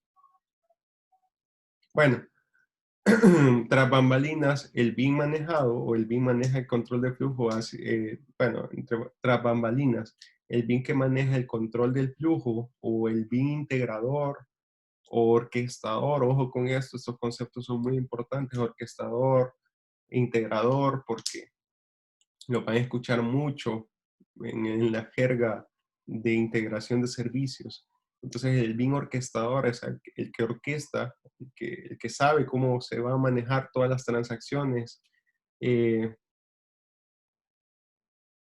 el BIM que maneja ese control de flujo de muchos otros Enterprise BIM para incrementar el rendimiento podría utilizar Stateless Session.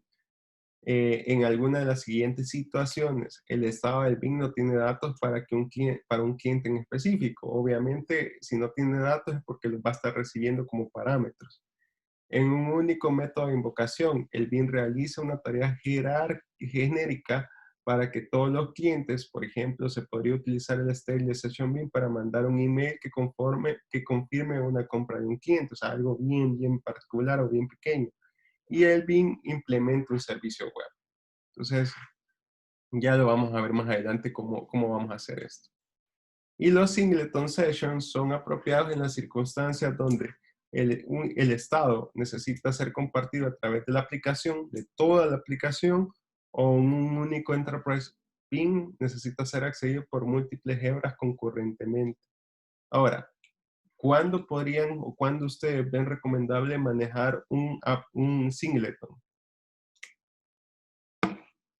¿Algún aporte? ¿Cuándo nosotros podemos manejar un singleton? Regálenme un segundito, solo voy por agua.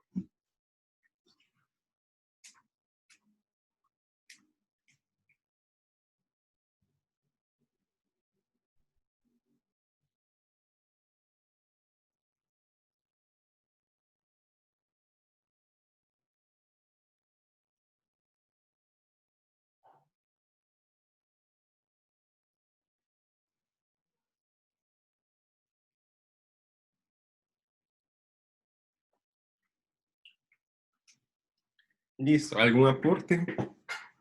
¿De cuándo podríamos manejar un singleton?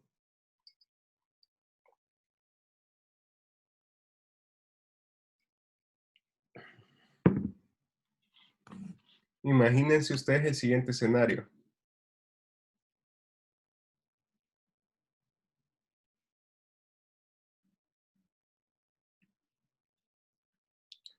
Vamos a pasar esto para acá. Imagínense ustedes esto.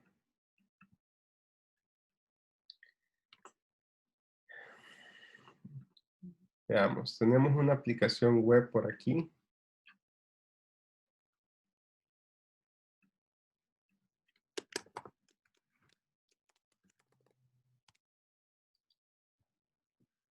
Y esta aplicación web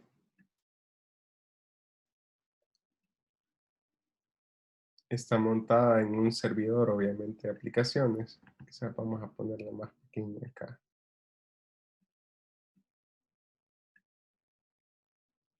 Esta aplicación web está montada en un servidor de aplicaciones.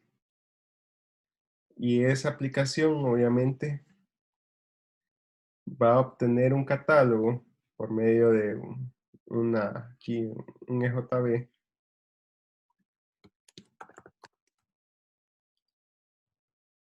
De consulta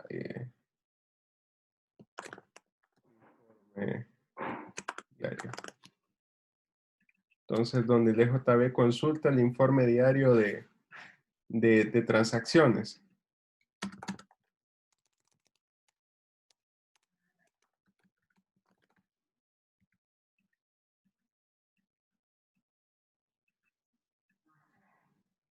Entonces, como este JB consulta el informe diario de transacciones, entonces lo que vamos a hacer es que este señor, obviamente, por medio de un JNDI y todo lo demás, este es un diagrama a nivel de componentes, no vamos a dibujar el JNDI y todo lo demás. Así que este señor en automático se conecta hacia una base de datos.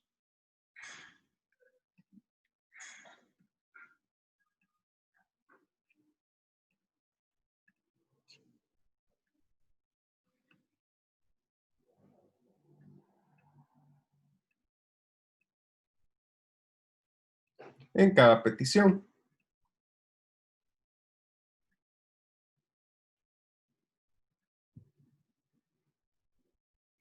Y vamos a poner por acá estas consideraciones. La consulta de transacciones le toma aproximadamente 17 segundos. Pero no solamente consulta transacciones, sino que también consulta saldos diarios.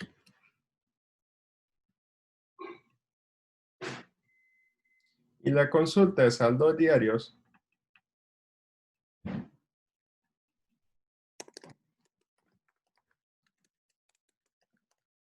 le toma 20 segundos. La aplicación web consume estos dos servicios esperando que le retornen información para desplegar una página. Ups.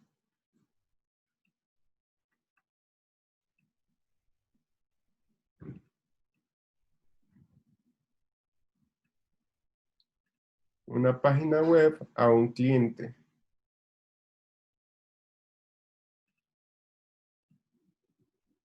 Que está consultando la información.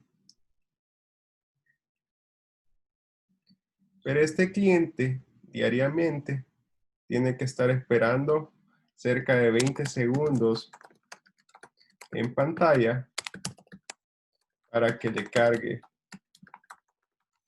toda la información.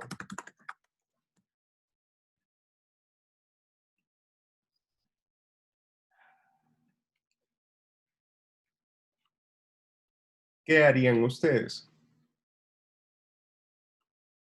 Porque bueno, imagínense ustedes entren a una página web y empiecen con un contador a esperar cerca de 20 segundos para que les retorne respuesta,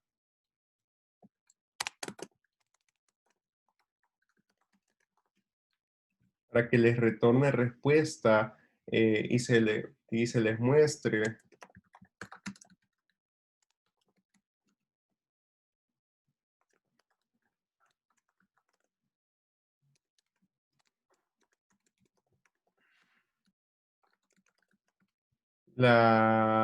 el informe diario y la consulta de saldos. Pero esa es una página que está en una aplicación web, pero es un portal empresarial.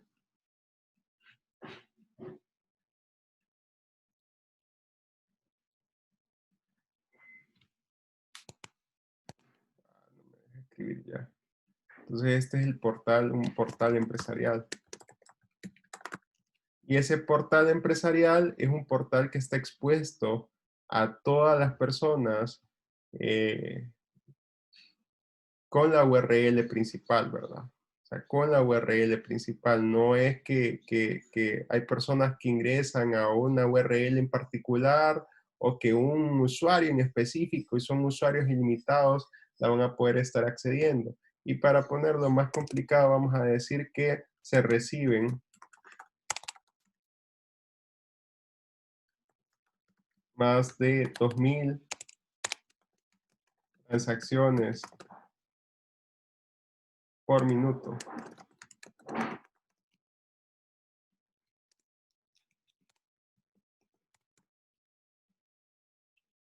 Entonces, se imaginan que es altamente transaccional, donde varios usuarios están a cada momento tratando de consultar el informe diario de transacciones, y obviamente ustedes tienen por aquí su EJB con la consulta de informe diario de transacciones y la consulta de saldo diario, ¿verdad? Entonces tienen su EJB con estos dos, y ese EJB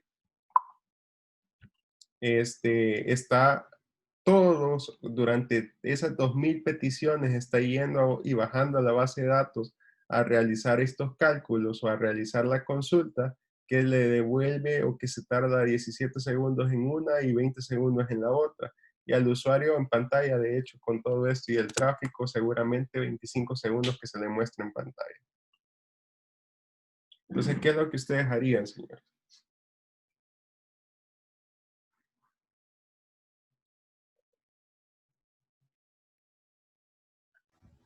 Eh, Luis, no sé, ¿verdad? A mí se me ocurriría ya tener como eso que es algo recurrente y algo bien específico. No sé si habría una forma de tenerlo ya cargado, digamos. Muy bien, me gusta tu idea y justamente para ahí es a donde vamos, ya tenerlo cargado. Excelente, excelente, Carlos. Y ahora, ¿cómo lo tendrías cargado? Y ojo con esto, que te podrían llegar a decir, mira, pero es que yo necesito que esa información se muestre en línea al momento. No puedo estar, que me estés mostrando información de un día anterior. No, necesito en línea, en el momento, saber esa información, porque esos 2000 usuarios se alimenta de eso que vos le estás dando para ir a obtener o ir a hacer sus transacciones, porque están operando en la bolsa de valores.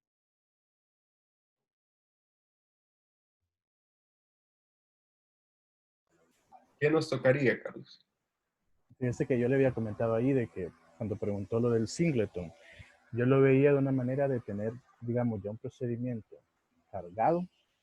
O sea, si ya tengo yo todo el procedimiento, ya uno previamente hecho, digamos que solo le podría hacer un refresh. Si lo refresco, me actualizaría los datos actuales, digamos, pero ya tengo todo el procedimiento hecho y quizás lo podría cargar en el momento en el que se ingresa, no hasta que lo consulta. Algo así pensaría yo. Muy, muy buena lógica. En el sentido de que quizás poniéndolo más como práctico este tema, lo que tú me estás diciendo, Carlos, es lo que estarías haciendo es, en este JB, de hecho, viéndolo a nivel de programación ya directamente, en el EJB lo que nosotros estaríamos haciendo es programando el EJB para que cada 60 segundos vaya a consumir estos dos servicios, que uno se tarda 20 y el otro 17 segundos, y que la información la almacene en caché,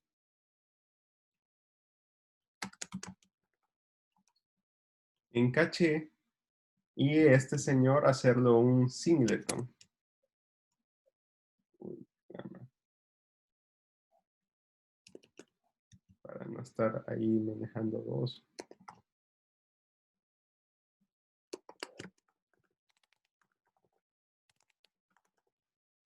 Hacerle un singleton para que empiece a manejar ese caché que cada 60 o 120 segundos estar manejando esa información en caché, y de esa forma cada 120 segundos consultar estos dos, y si no han pasado esos 120 segundos estar devolviendo la información que ya se obtuvo de memoria, que ya está almacenada en memoria de la consulta de transacciones y consulta de saldos, para estárselas mostrando en esas 2000 peticiones que se están recibiendo por minuto. ¿Se entiende? Entonces nosotros así, de esta forma, iríamos a la base solo 2 veces cada 120 segundos. 2 veces iríamos a la base cada 120 segundos, y toda la demás información se estaría manejando aquí en caché. Uy, no me funcionó eso. Qué feo se ve. No, voy a regresarme aquí. Aquí. Perdón. Entonces, de esta forma, si manejamos esto de esta forma y se manejan los datos en caché, ya la página ya no se estaría tardando 25 segundos en renderizar. Posiblemente se tarde 3 segundos, porque la información o la cantidad de tiempo que yo voy a estar consultando desde mi aplicación web y portal empresarial hacia el EJB con el singleton y manejar los datos en caché, pongámosle aquí caché, ¿ok? Y estar manejando los datos en caché, estaríamos tardando justamente nada más esos que ya no serían 17 más 20 segundos, sino que posiblemente aquí sería un segundo o menos, un segundo o menos, porque ya la información ya está cargada, ya está en caché. O sea, ya está solo para ir a obtener hasta menos, en un tiempo menor estaríamos obteniendo esa información de ese singlet. ¿Se entiende?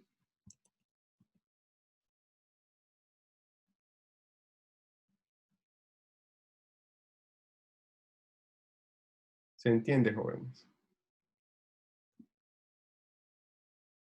Perfecto. Eso es muy importante, porque estas son técnicas de cómo nosotros podemos empezar a optimizar nuestros servicios. De esta forma, obviamente, cada vez que recibamos una petición, vamos a hacer la evaluación y vamos a preguntarnos por aquí, mira, ¿cuál fue la última transacción, o hace cuánto ejecutaste la última transacción? Ah, la ejecuté a la base hace tanto tiempo, ¿verdad? Hace, por ejemplo, 30 o 40 segundos. Ok, y cuando ya sea mayor a 100, no, la ejecuté hace 150 segundos. O sea que ya sos mayor a 120 segundos. Ahora sí me toca ir a consultar entonces esa información a la base. O sea, ahí va a ir a consultar esa información a la base y la va a volver a cargar en memoria. Pero todo esto ya él ya ha respondido en otro apartado de sesión. De hecho, hasta eso lo podemos manejar en una especie de hilo independiente, solo para que actualice él el caché de la información del singleton que se maneja. Y él siempre está respondiendo directamente con la información en caché.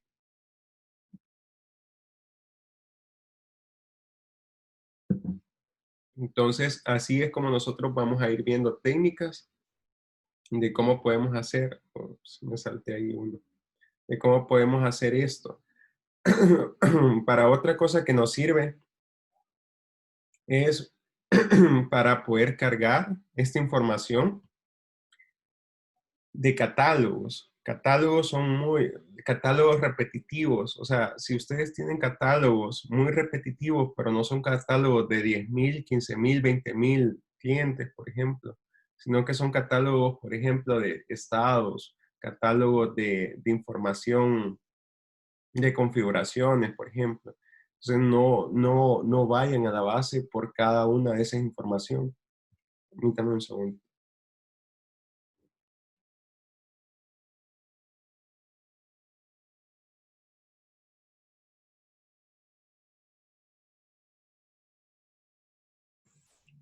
Pues sí, no vayan a la base solamente por esa información, sino que traten de manejar como un caché, pequeño caché de catálogos para estar solicitando esa información y ya con ese caché de catálogos, pues se hace más fácil poder estar obteniendo o entregando esa información. Coméntame, Carlos. Sí, pensando ya en utilizarlo, podríamos decir que yo lo podría utilizar en la aplicación que estamos desarrollando con mi grupo. Hay un momento en el que yo cargo en unos select menu eh, pequeños datos, así como los departamentos, el cargo que tiene, y eso se tarda en el proceso. Entonces, ahí lo podría usar, ¿verdad? Porque como es algo pequeño, ya cuando estoy ingresando a un nuevo cliente, no tendría que esperar a que cargara todo eso. Justamente así lo podrías utilizar. Y de hecho, mi recomendación es utilizarlo en un management de tipo Application Scope para que se cargue solamente una vez cuando inicia la aplicación.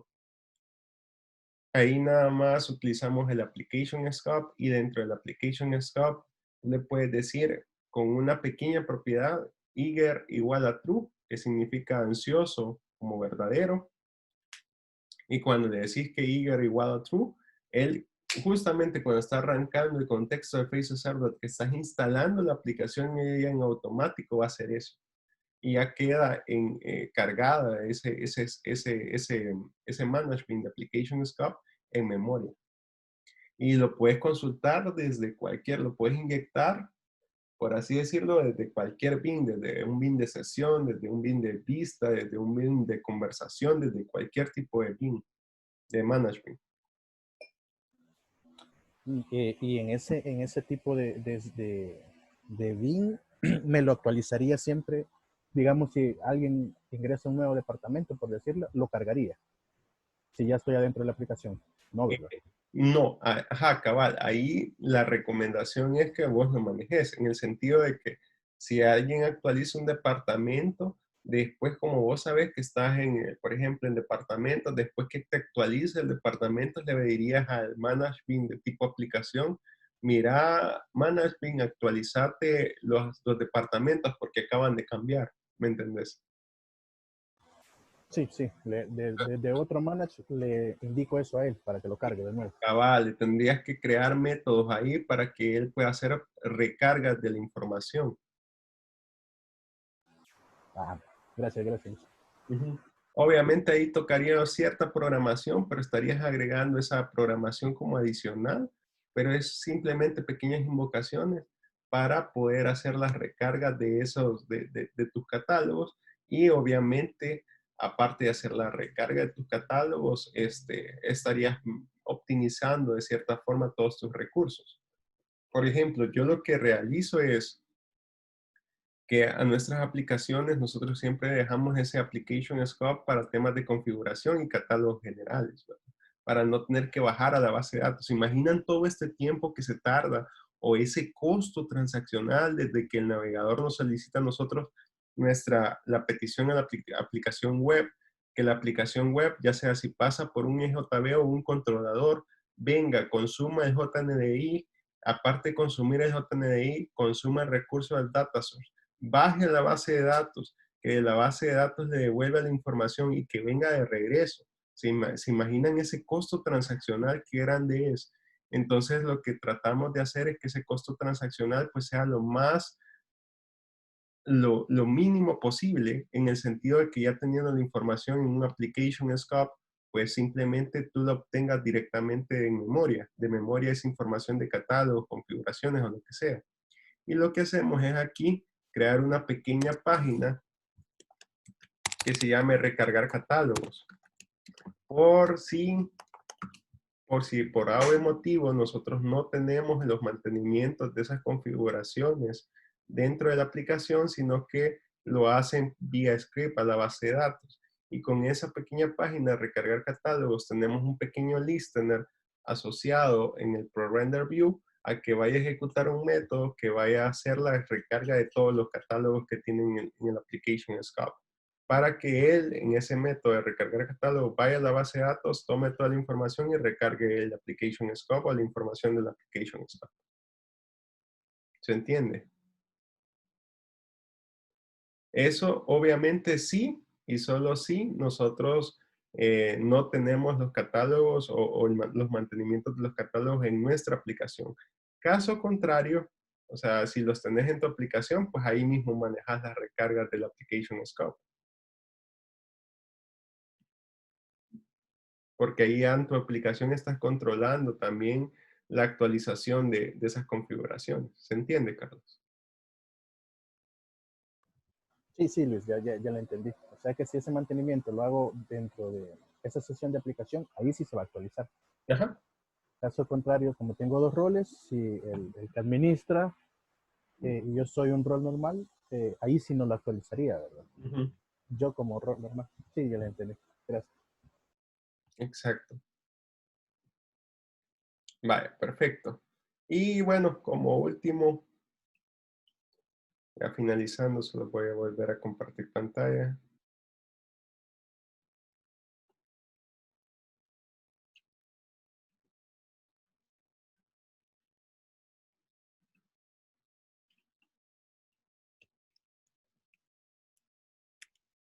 Eh, En los BIM de sesión tan solo hay un tipo de BIM de flujo de trabajo, que es el BIM dirigido por mensaje, que la anotación es un message driven, un arroba message driven, y esos BIM son la extensión del sistema de mensajes. Esto es cuando empecemos a ver los temas de mensajería.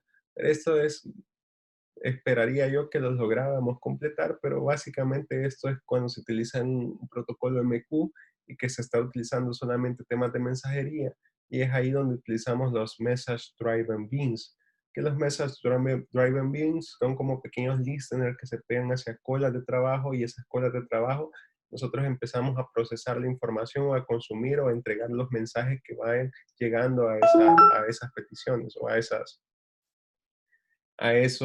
esos beans de sesión, perdón, beans de mensajerías. Entonces, estos son muy, muy útiles cuando estamos trabajando con MQ. De hecho, vamos a ver si montamos un MQ, porque sí quiero enseñarles ese tipo de tecnología que es muy utilizada en ambientes empresariales, para que ustedes lo puedan visualizar y que tengan la noción, la idea de cómo empezar a manejar este tipo de mensajerías.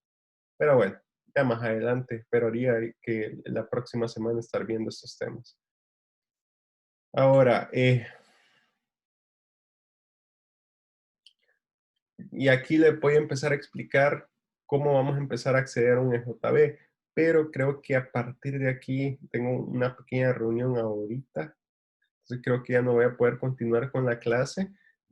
Espero el día lunes grabarles esta última segunda parte de lo que falta de Enterprise Java Beans, porque aquí solo nos hace falta ya los escenarios de cómo se empiezan a manipular, ¿verdad? Cómo se acceden, porque esto es más de que ustedes puedan ver si que se pueden acceder de forma local y de forma remota, y que entiendan la posibilidad de cómo a partir de ahora, con la tecnología en particular, sí podemos acceder a un EJB que está en una virtual machine diferente, y de una virtual machine completamente remota podemos acceder a la información que tiene el EJB en una virtual machine, por ejemplo, de un servidor de aplicaciones, que aquí está una JVM, está el JBoss montado, que es el Wildfly, el Apache, perdón, el Glassfish o lo que sea, y cómo desde una Java Virtual Machine remota podemos acceder con un programa en consola al EJB, no al recurso del servidor. Aquí es al EJB,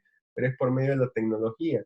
que aquí se utilizaba antes Corva o últimamente que se utiliza RMI, Remote Invocation Method. Y bueno, para que ustedes vean cómo está la arquitectura del EJB y bueno, vamos a ver esto en la segunda parte de la clase. Pero por el momento creo que se han dejado cosas bastante claras y creo que ahora ya los dejo pensando también en cómo pueden ir manipulando también los cachés y cómo poder hacer óptimas sus aplicaciones. Porque créanme que eso de que las personas no piensan en la parte óptima, sino que se dejan ir invocar el servicio y que te devuelva la información, ¿verdad? Y cada vez que accedan a invocar solo el servicio y que me devuelva la información, es tiempo, es costo transaccional, es desgaste del servidor, es desgaste de recursos cuando podemos manejar fácilmente un pequeño caché, perdón, y ese pequeño caché, pues estar interactuando con los servicios, ¿verdad? Hacer nuestras aplicaciones óptimas que entreguen información a la ya. Hoy los usuarios antes decían, puedo esperar hasta 30, 40 segundos. Hoy los usuarios no quieren esperar ni siquiera 10 segundos en que cargue una página. Así que tenemos que tener mucho cuidado con eso. ¿Ok? Listo, jóvenes. No sé si tienen alguna duda o consulta de todos los temas que hemos visto hasta el momento. ¿Qué les ha parecido la clase?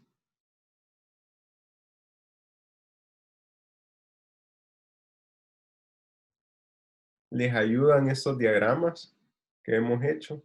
Ya vamos a ver esta parte del EJB Container, porque creo que esto se va a poner bonito.